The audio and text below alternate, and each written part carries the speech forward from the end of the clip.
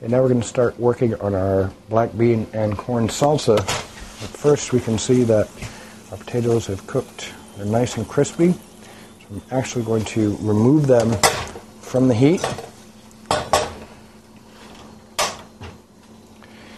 And we're going to take about a half of a red onion.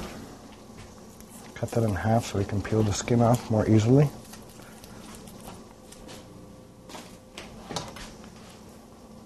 We're going to lay them flat so that it's harder for them to move around while we're cutting them.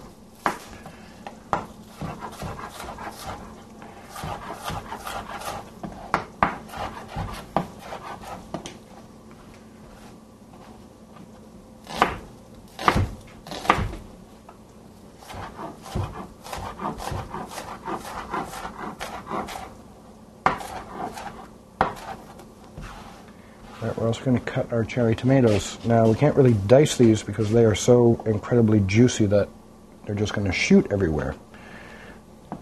So what we're going to do is we're only going to cut these guys in half.